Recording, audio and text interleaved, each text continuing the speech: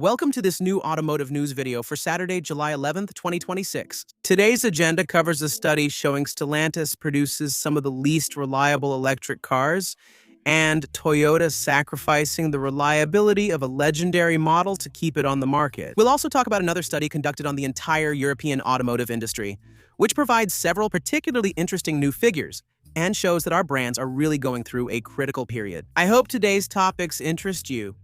If so, please show your support by liking, subscribing, boosting this video, and commenting with your thoughts on today's study.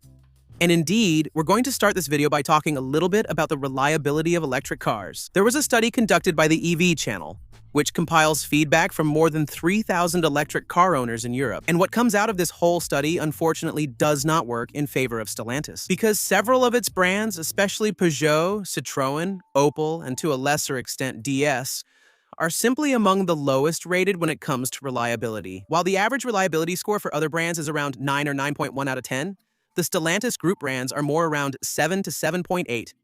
That's a big difference. With an even more worrying figure, since only 72% of owners of vehicles from these brands say they've never experienced a breakdown that left them stranded, while the average in the study reaches 85 to 85.5%. In other words, owners of these models and brands seem to face major breakdowns much more often than others. Breakdowns that leave the vehicle stranded and unable to drive. And it's not just a matter of ratings, because when we ask these same owners if they would buy another model from the same brand they currently own, while with other manufacturers, the rate is around 34%. I'll give you an example to make it clearer. For example, 3 out of 10 BMW EV drivers would buy another electric car from the same brand for their next purchase. Whereas for Stellantis, the figure is closer to 7%. That means less than 1 out of 10 drivers. And something quite interesting regarding the brands of the Stellantis group, reliability is responsible for 41% of this poor rating, whereas for other brands, it's only responsible for 30%. That means that with other brands, people might not recommend a vehicle from the same brand because of issues like range, price, or technology. Whereas with Stellantis, it's really more about reliability problems. The most surprising thing about this is that in this study, Stellantis vehicle owners had a median mileage of 59,000 kilometers compared to 64,000 kilometers for the rest of the study. These vehicles have lower mileage, so you'd expect fewer problems, but it's actually the opposite. Another point I find particularly interesting is that it's not the older models dragging the numbers down.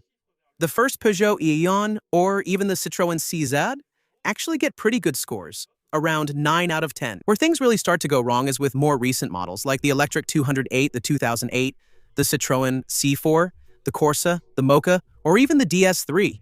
As soon as they're added to the rest of Stellantis Group's electric vehicles, the average drops to 7 or 7.8 out of 10. Even for the most recently registered models, for example those from 2024, the average remains below the rest of the market, with a score of only 7 or 7.6 compared to 9 or 9.1 for the general average. Among the most frequently reported breakdowns, there are 3 problems that come up very regularly. The first one is problems with the onboard charger, which can simply prevent the car from charging properly. This is mentioned in 21 cases. Next, there's the air conditioning or the heat pump, with failures that affect the system. Heating, battery, or cabin cooling issues make up 20%, and then at 19% problems related to the powertrain. Basically, malfunctioning electric motors or battery problems. Finally, after-sales service is also being criticized. Owners give it an average rating of 2.7 out of 4 compared to 3.1 for all brands. The same goes for the speed of repairs and their costs. Many complain about very long wait times, a lack of technicians specialized in electric vehicles, and difficulties obtaining certain spare parts. Still, there are several things that should be mentioned. The first thing is that not everything is necessarily bad at Stellantis. For example, there's Fiat, which does a bit better with a score that's around 8.8 out of 10. Secondly, remember that these criticized models are electric vehicles developed during the Carlos Tavares era. Stellantis got a new director a few months ago, it's Antonio Falazza, and his goal is to restore reliability and put the quality of the cars back in the spotlight. The problem is that these changes are still too new, too recent to be noticed in the field, since there isn't really any model fully developed under the Antonio Falazza era that is currently being marketed by Stellantis. So we can hope that in the next 3 to 4 years, we'll see a strong increase in reliability at Stellantis. So indeed, on one hand, we might see reliability improving at Stellantis, but on the other hand, reliability could decrease at Toyota. When we talk about automotive reliability, it almost always comes back to Toyota. And if there's one model that has embodied this reputation for over 40 years, it's definitely the Land Cruiser 70. However, the Japanese manufacturer just made a decision likely to divide purists. In order to continue selling it, Toyota had to update it so that it meets the new emission standards.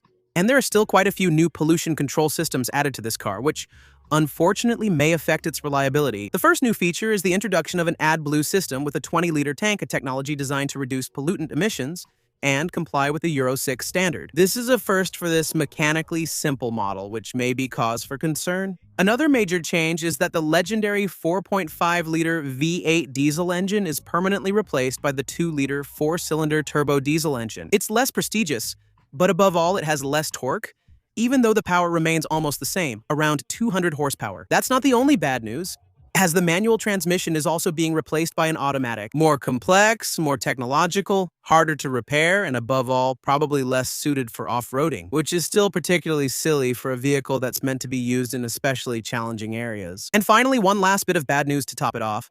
The fuel tank goes from 180 to 130 liters, mainly to make room for the AdBlue tank, a vehicle that, in any case, remains very exclusive, with pre-tax prices starting at around 50,000 euros before pollution taxes. But above all, there's a big question. Will these changes imposed by environmental standards allow the Land Cruiser to maintain the reliability that made it legendary?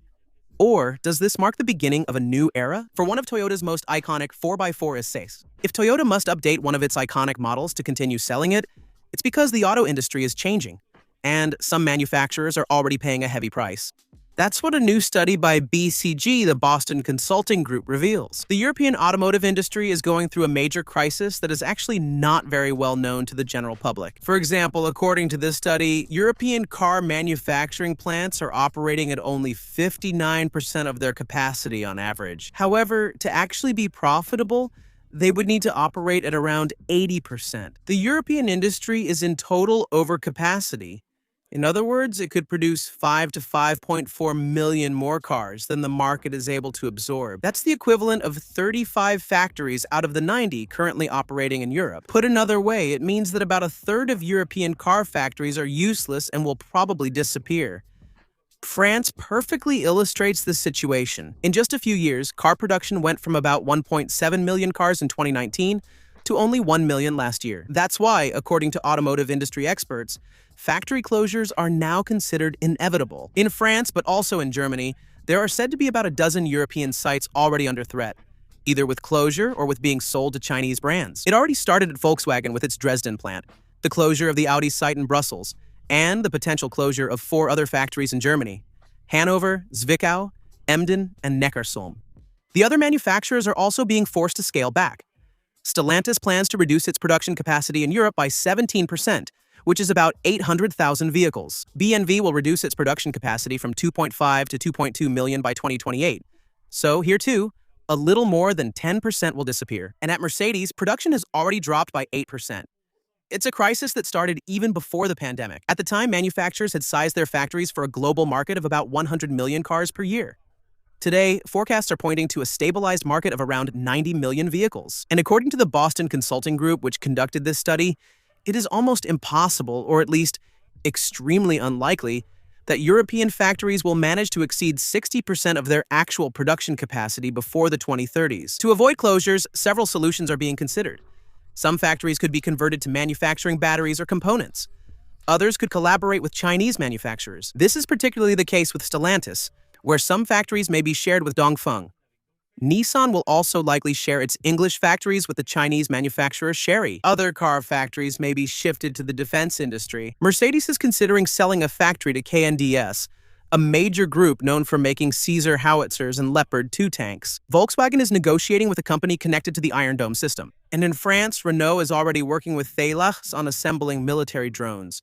But these opportunities remain limited since, in any case, the needs of the defense industry are still far too low to absorb the excess capacity of the automotive sector. Which means, as you may have guessed, that the manufacturers will therefore have to continue gradually reducing their workforce. First by cutting temporary jobs, then by urging employees, especially older ones, to take early retirement, sometimes with a small bonus. Then, if necessary, by launching redundancy plans, layoff plans in the most expensive factories, especially those in France and Germany. So, as we can understand from this study, there is a strong chance that what we've been seeing for the past few months is actually just the tip of the iceberg, and that the real crisis will only truly begin next year, starting in 2027. In any case, that's all for today's news.